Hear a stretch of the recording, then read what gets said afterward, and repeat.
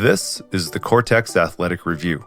I'm your host, Evan Carrillo, and each week I dive into the research to distill and relate sports science and psychological peer-reviewed literature to modern-day coaching and athletic development, with a slight bias to hockey goaltenders.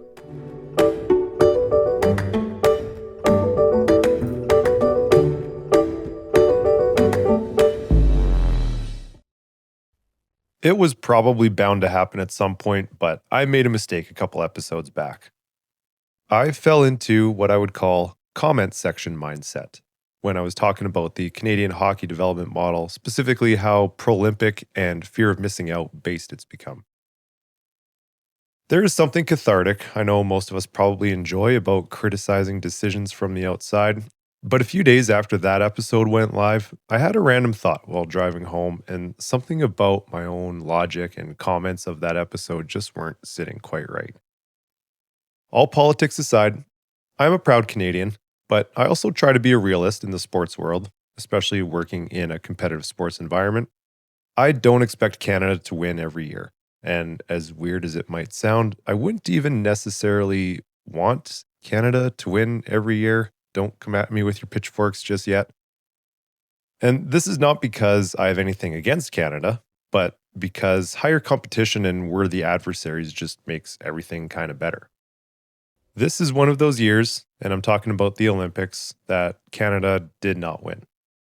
As I record this, we're only 3 or 4 days removed from the overtime gold medal loss to the U.S. men's hockey team, and 6 or 7 days removed from the same loss on the women's side.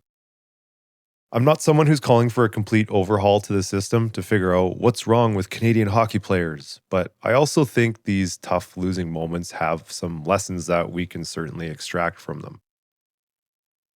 As a Canadian, I certainly wanted a better outcome, but good on the USA hockey and the men and the women on those gold medal rosters. Close games with tight best-on-best competition is just always better. But if I'm honest, there was a part of me that was wondering if Canada should be winning more.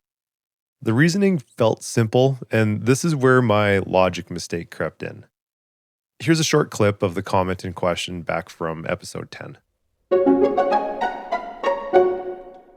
With a Canadian population 4 times larger than Sweden and 7 times larger than Finland, we might expect population advantage to be reflected in comparative performance at the national stage, yet it isn't. That reflective internal dialogue went something like this. Canada has 7 times the population of Finland. Does that mean Canada should have 7 times the number of gold medals at the national level than Finland? No, not necessarily. 7 times the population surely can't mean 7 times better at hockey. At that best-on-best level, we're looking at marginal percentage advantages, not twice, 3 times, 4 times, not to mention 7 times better. 7x a population also doesn't mean the top players are 7 times more skilled in Canada than they are in Finland. That scale makes no sense. It's obviously not that linear or simple, and there's biological limits that we're dealing with too.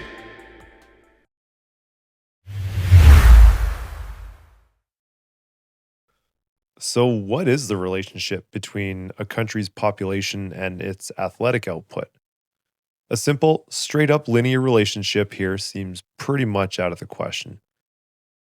If that were true, the United States would have been running away with Olympic medal counts for decades, specifically at the Winter Olympics. That clearly has not happened. It turns out there's a more precise way to think about this. It's pretty mathy, and it comes from economics.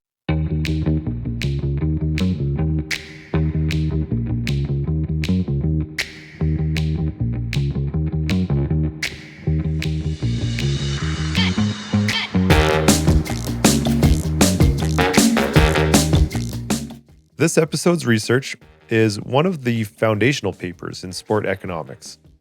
It's called Who Wins the Olympic Games? Economic Resources and Medal Totals, written by Andrew Bernard and Meghan Busse, and published in 2004 in the Review of Economics and Statistics. Their question helps to begin understanding what's happening under the hood as countries prepare for competition. Can we predict how many Olympic medals a country will win? not by heuristics or intuition, but economically. They treated Olympic success like a production process. Not unlike how economists model how countries produce goods, they modeled how countries produce metals. One of their early findings was this: medal counts do scale with population, kind of, just not linearly with raw population. Instead, they scale with the logarithm of a population. If that sounds a bit abstract and mathy, here's what it means in plain English. Doubling a country's population does not double its medal count. The gains really start to shrink as the population just gets larger. Going from 1 million to 2 million people matters way more than going from 20 million to 21 million. That's what a log transformation does. It compresses large differences and builds diminishing returns directly into the model. And this wasn't just theoretical. When they ran the numbers across decades of Olympic data, the log model fit really well. But there's more to the story. They didn't just stop at population, they included GDP, or gross domestic product, per capita. And interestingly here, the effect of log population and log income were really similar. That effectively means that metal production scales roughly with a country's total GDP. So economic scale matters, population matters, just not linearly.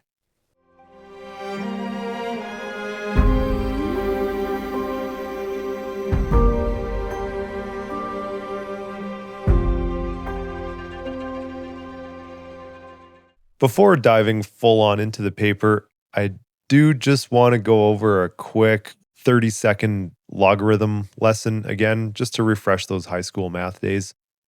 It is a concept that I think does help with understand, and I actually had to go back and do a fair bit of research and even some practice questions to wrap my head around this. A logarithm is just a way of measuring a lot of growth in a compressed and easy to digest form. Earthquake scales are an example of something that's logarithmic just due to the sheer size of the forces involved, where something like a magnitude 6 isn't just a little bit bigger than a magnitude 5, it's actually 10 times bigger, or one full order of magnitude, in wave amplitude at least, which is way better represented by a log scale.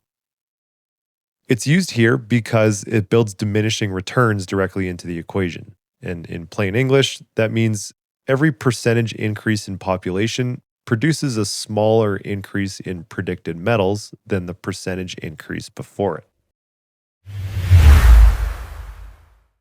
As we progress into the paper, Bernard and Busse weren't arguing that population doesn't matter at all. It clearly does. Larger countries just tend to win more metals.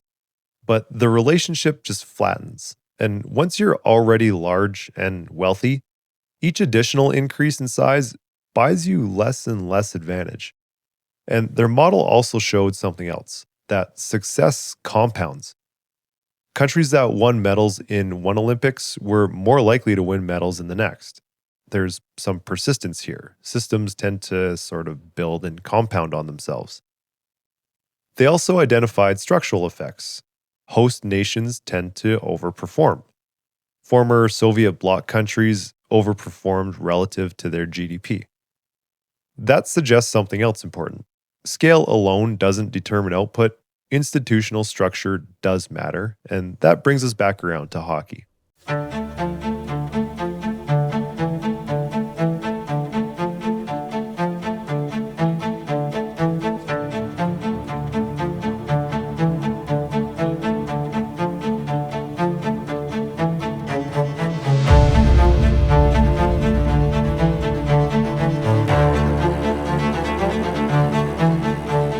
If raw populations scaled cleanly, what would we expect to see here? Would larger countries be fielding entire rosters of generational talents at every position? Is there even such a thing as a generational fourth-line winger? A generational third-pairing defenseman? That starts to sound a little bit paradoxical, because team sports are not actually built from just stacking the top 20 point totals. They're built from roles, structure, chemistry, and identity. There's certainly an argument to be had there too in terms of who the coach is and who's selecting the teams, but let's stick with the paper. Once all the competing countries are selecting from massive talent pools, they're already sampling at the extreme edge of that skill distribution. At the national scale, population mostly starts to buy you depth. It doesn't have this reset function on the upper limit of human ability. International tournaments are simply constrained by roster size. 20 or so players. If all of these countries can fill those 20 spots from their far right tail of the bell curve, then advantage of sheer population really starts to compress. At small scales, say 70 players versus 500 players, population's a huge factor. At the national scale, millions versus millions, or hundreds of thousands versus hundreds of thousands, the effect kind of starts to flatten out. The advantage compresses, and that compression isn't even philosophical. There's a statistical principle behind it. When you sample from a bell-shaped distribution, the expected maximum increases quickly at first, but the gains slow dramatically as the sample grows. Once you're already fishing in that extreme tail, adding more water doesn't really change the species at all. It mostly just changes the depth. So what were the actual findings of the paper? The authors didn't look at just one Olympics, they analyzed multiple Summer Olympics across several decades. The unit of analysis wasn't just who won gold, it was country-level medal counts across multiple Olympic Games and compared against their economic indicators. They were modeling medal share, not individual performances. This is called a macro analysis. In terms of the model that they used, they built what economists call a production function. In plain English, if metals are an output, what input produces them? The first finding is that population matters, but with diminishing returns. So larger countries do tend to win more medals, but the relationship flattens out. That's where this logarithm of the population comes in. Finding number 2 is that income matters. Richer countries just tend to win more medals. Gross domestic product per capita had a strong positive effect. And this suggests a couple things like access to facilities, full-time coaching infrastructure, maybe some new advances in sports science, additional funding to get more athletes involved, and just more spaces in these institutions. All of those things matter, and this is one of the structural findings. A third finding is that total gross domestic product, or GDP, is actually an extremely powerful indicator. Because logarithms of the population and logarithm of the GDP per capita both had similar weights, and this effectively says metal production scales roughly with total GDP. The equation here is pretty simple. Big plus rich equals advantage. But again, at a point, you start to see diminishing returns. One of the most consistent findings, and this has been well noted in previous Olympic research as well, is that there's a host effect. When a country hosts the Olympic Games, they tend to outperform their baseline expectations. Not even really by a little bit. There is an effect of hosting that boosts medal totals beyond what population and GDP alone would predict. This suggests something important. That bump isn't necessarily biological, there's probably something more structural happening. Maybe it's funding cycles or qualification spots or just a familiarity, maybe more of a national focus or preparation window, maybe even some judging bias in certain sports. But the key point is this: organization matters. The authors also found something else that can be easy to overlook, is that success persists. Countries that win medals in one Olympic cycle are more likely to win medals in the next. That suggests that medals aren't just random fluctuations, they're tied to systems that tend to build and compound over time. Things like infrastructure matters, coaching pipelines and availability, administrative stability with Olympic programming, and what the authors refer to as institutional memory. In other words, performance compounds. here's where I need to be careful with reviewing this. Bernard and Busse were not modeling individual talent ceilings. They weren't deriving probability theory. They weren't arguing that population doesn't matter. What they showed was a little bit more grounded and arguably more powerful. The authors showed that economic scale explains a large portion of the Olympic success, but it explains it with these diminishing returns built in. So we can't just look at who's got the biggest population and automatically assign our medal count to them. This scale helps, but once you're already large and wealthy, each additional increase buys you less and less of an advantage. And that's where this applies and also gets interesting for hockey. Because once countries are already sampling from massive talent pools, the question isn't just how big are you? It becomes how efficiently are you converting that scale into elite output?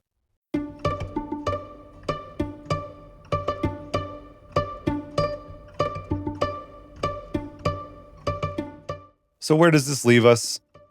Bernard and Busse showed that population matters, wealth matters, economic scale matters, just not in this straight linear relationship.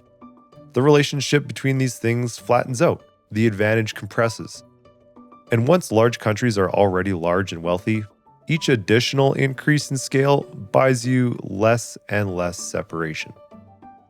Again, circling back to hockey, that's just where my brain tries to connect all these things. If, for example, Canada has 7 times the population of Finland and the gap in outcomes is still razor thin, then population alone just can't be the explanation. At national scales, both countries are already sampling from that extreme right of human ability. They can both fill a roster spot entirely with the elite of the elite. So the question shifts. It's not how many people do we have? It becomes how efficiently are we converting the people that we have into elite output? Once that scale advantage compresses, the development structure of each becomes the deciding factor. The development systems, competition density, alignment, talent identification, best on best exposure, that I think is where the separation likely lives. That does it for this week's episode. New episodes are posted every Thursday morning at 6 a.m. Mountain Standard Time on Apple Podcasts, Amazon, Spotify, iHeart, or whatever podcast platform you prefer. They also post on YouTube at the channel Coretex Goaltender Development. If you'd like to support the show, which is currently a one-man operation and does carry some costs, including reviewing purchased articles behind a journal paywall, head on over to patreon.com/Coretex Athletic Review. That's Coretex. My name is Evan Carrillo. This has been the Coretex Athletic Review. Thanks for listening, and stay out of your own way.